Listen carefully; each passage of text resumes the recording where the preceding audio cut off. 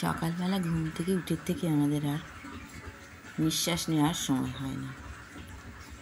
সারাদিন সকাল থেকে শুরু হয়, রাত্রি 12টা 12:30 পর্যন্ত চলে এই একই জিনিস, কাজ কাজ আর কাজ।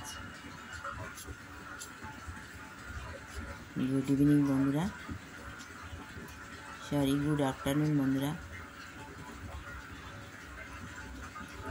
তোমরা কেমন আছো? আশা করি ভালো আছো। ঈশ্বরের আশীর্বাদে, তোমাদের ভালোবাসায় আমরাও ভালো আছি। এমনই অবস্থা, ইভিনিং আফটারনুন আমাদের এক হয়ে যাচ্ছে, ঠিক থাকছে না। কখন কি ইভিনিং আসছে, কখন আফটারনুন হচ্ছে, কখন মর্নিং হচ্ছে, সত্যি তাই মাথা ঠিক থাকে না গো। সারাদিন এত কাজ কাজের চাপ, করতে করতে করতে করতে মাথা ঠিক থাকে না। সকালে স্নান করেছি, পুজো করেছি, সব কিছু করেছি, কিন্তু কোনো দিনই কাপড় চোপড়গুলো শুকোতে দেওয়ার আমার সময় হয় না সকালে। এখন শুকোতে দিচ্ছি, 12টা বেজে গেছে। তো এটাই আমার হয় প্রতিদিনই।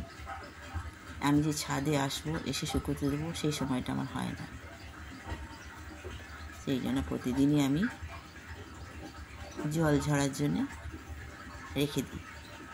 জল ঝরে যায়, তারপর আমি প্রতিদিন বেশি থাকলে ছাদে আসি, আর কম থাকলে নিচেই দিয়ে দিই। কিন্তু আজকে একটু বেশি আছে, সেই জন্য ছাদে শুকোতে দিতে হচ্ছে। আর কীরকম মেঘলা করেছে দেখেছ? একটু রোদ্দুর নেই, কিন্তু আজ ভীষণ মেঘলা করেছে। তবে কি বলতো, একটু হাওয়া আছে তো, হাওয়ায় শুকিয়ে যাবে। তিনতলা ছাদে দিলে কি হয় বলো তো, একটু ছড়িয়ে শুকোতে দেওয়া যায়, যেটা আমাদের নিচে এত জায়গা নেই। অল্প স্বল্প দেওয়া যায়, বেশি হলে দেওয়া যায় না। তো বন্ধুরা, তোমরা যে যেখান থেকে দেখছো, সকলকে আমার তরফ থেকে অনেক ভালোবাসা। সকলে আমার সাথে থেকো, পাশে থেকো, আর যেভাবে ভালোবেসে যাচ্ছ ওইভাবে ভালোবেসে যেও। আমার এই ভিডিও যদি তোমাদের ভালো লাগে, অবশ্যই লাইক শেয়ার কমেন্ট করতে ভুলো না। লাইক শেয়ার কমেন্ট করতে ভুলবে না। তো এটুকুই তোমাদেরকে বলার ছিল, রিকোয়েস্ট বলতে পারো। আর স্কিপ করে তোমরা একদম দেখবে না ভিডিওটা, পুরো ভিডিও দেখো। তোমাদের একটা নতুন জিনিস দেখাচ্ছি, দেখো আমের মুকুল দেখো কত এসেছি, দেখেছ? আমাদের ছাদের মধ্যে এরকম করে হাতে করে তুলে নেওয়া যাবে সব আম। আর এই গাছের আমগুলো খুব মিষ্টি, কিন্তু ভীষণ ভালো, তোমাদের দেখাবো পরে। দেখেছ কত আমের মুকুল এসেছে, কত কত কত।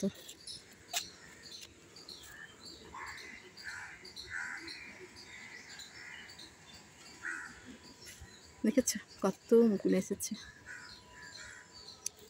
আমাদের গাছ নয় কিন্তু এটা, পাশের বাড়ি জেঠিমাদের গাছ, কিন্তু গাছের শাখা পোশাখাগুলো সব আমাদের ঘরের ছাদের মধ্যে সব পড়ে। আর দেখো, ওদেরই ওদিকে কোনো মুকুল হয়নি, জেঠিমাদের দিকে কোনো মুকুল হয়নি, যত মুকুল হয়েছে আমাদের এখানে। দেখো ফ্ল্যাটটা কমপ্লিট হয়ে গেল, ঠিক আছে? ফ্ল্যাটটা কেমন কমপ্লিট হয়ে যাচ্ছে, কত তাড়াতাড়ি উঠে গেল, তাই না?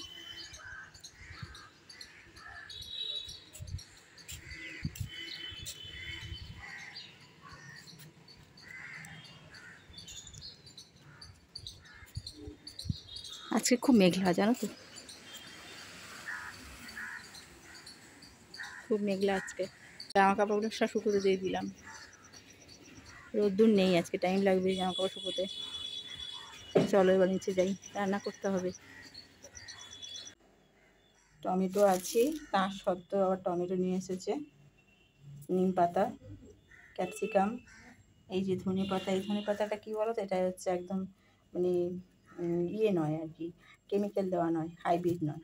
এই ধনে পাতাটা গন্ধটা খুব সুন্দর, একদম অরিজিনাল।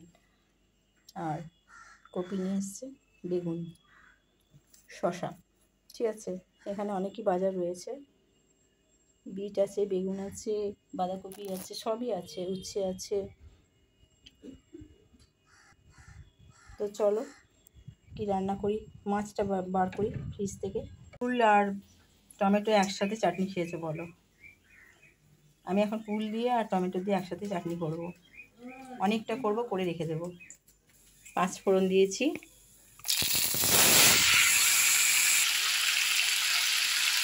ফুল আর টমেটো একসাথে আমি চাটনি বানিয়ে অনেকটা রেখে দেবো। আমি চাটনিটা ডেলি করি না, জানো তো, একসাথে করে খানিকটা রেখে দিই। দেখো টমেটো কুলের চাটনিটা আমার হয়ে গেছে। আমি মশলাটা এখনও করে উঠতে পারিনি, যেটা ভাজা মশলা ওপরে দেবো না, এটা এখন করে উঠতে পারিনি, ওটা পরে দেব।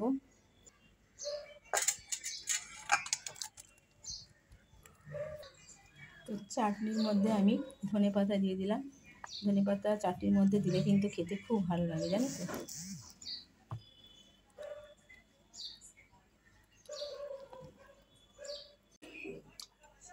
তো বন্ধুরা, এই বাটা মাছগুলো ভাজবো। বাটা মাছের ঝাল করব। আমি সর্ষের তেল, সাদা তেল মিশিয়ে করছি। মাছগুলো আমি আগের থেকে নুন হলুদ মাখিয়ে রেখে দিয়েছি।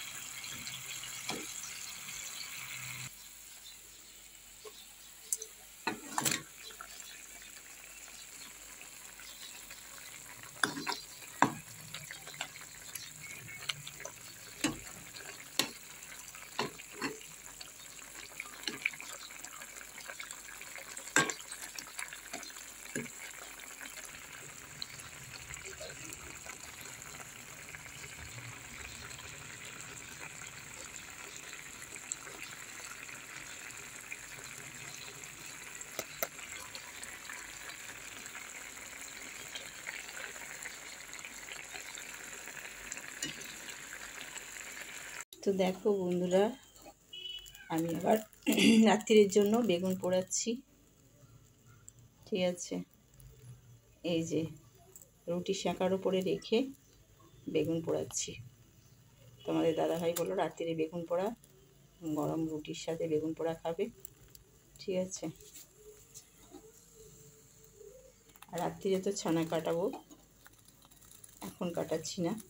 এখন একটুখানি বসবো, বসে চা খাবো। ঠিক আছে, আসলে চাটা করলাম, চায়ের উনুনে একেবারে আমি বেগুনটা পুড়িয়ে রেখে দিলাম। তারপরে চা খেয়ে আবার একটু পরে এসে রুটি করব, তখন আমি ছানাটা কাটিয়ে নেব। তো তোমরা কে কে বেগুন পোড়া খেতে ভালোবাসো? আসলে কি বলো তো, এখন তো গরম পড়ে যাচ্ছে, তাই না?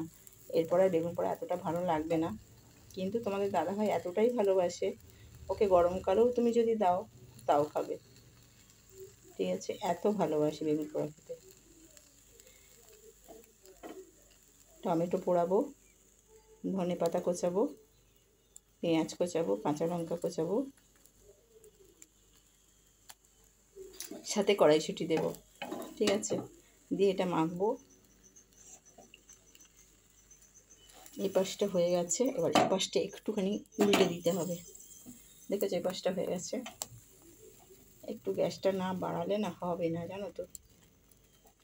তা গ্যাসটা একটুখানি বাড়িয়ে দিলাম। যত ভালো করে বেগুনটা পোড়ানো হবে, তো এমনিতে মাখাটা খুব খুব মোলায়েম হবে, জানো তো। তো সেই জন্য বেগুনটাকে ভালো করে পোড়াতে হবে। আর বেগুনটা বড় আছে, একটা বেগুনই হয়ে যাবে। তোমাদের দাদাভাই বলছে আর একটা বেগুন করো পোড়াতে, কিন্তু আমি দুটো বেগুন দেখলাম পোড়ালে অনেকটা বেশি হয়ে যাবে, কারণ এর সাথে তো আবার সেই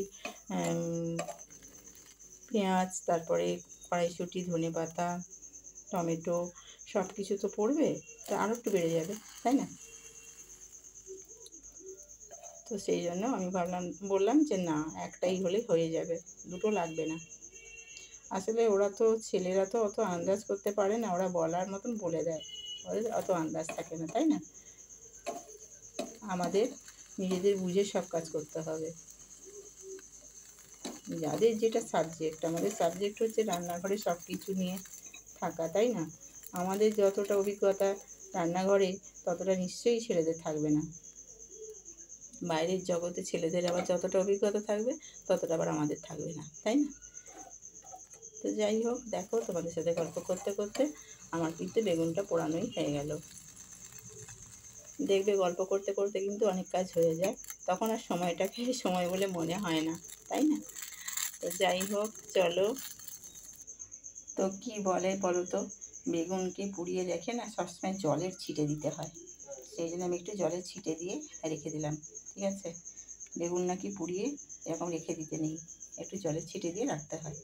তো যাই হোক, আমাদের শাশুড়ি মারা বলতেন, তো সেই কথা অনুযায়ী আমি জলের একটু ছিটে দিয়ে দিলাম, ঠিক আছে? তো চলো বন্ধুরা, আজকে তাহলে আমি এখানেই ব্লগটা শেষ করছি। তোমরা ভালো থেকো, সুস্থ থেকো, অনেক ভালোবাসা নিও বন্ধুরা, আর এইভাবে সাথে থেকো, পাশে থেকো, ঠিক আছে? সকল বন্ধুদের আমার তরফ থেকে অনেক অনেক ভালোবাসা। আচ্ছা, সবাই সাথে থেকো, আর আমার ভিডিও যদি ভালো লাগে লাইক, শেয়ার, কমেন্ট করে দিও। নতুন বন্ধুদের আমার পরিবারে আসার জন্য অনেক অনেক আমন্ত্রণ রইল। Bye, tata. ভালো, বেগুনটা পোড়ানো হয়েছিল, তারপরে এখন মাখলাম বেগুন পোড়াটা, এটা এবার রুটি দিয়ে খাওয়া হবে। তো রাত্রে আজকে বেগুন পোড়া রুটি, সাথে খেজুর গুড়, জমে যাবে। চলো, তোমাদের এটুকু শেয়ার করলাম। তখন তো বেগুনটা পোড়ানো দেখালাম, মাখাটা দেখাইনি। আর ছানা তো আছেই।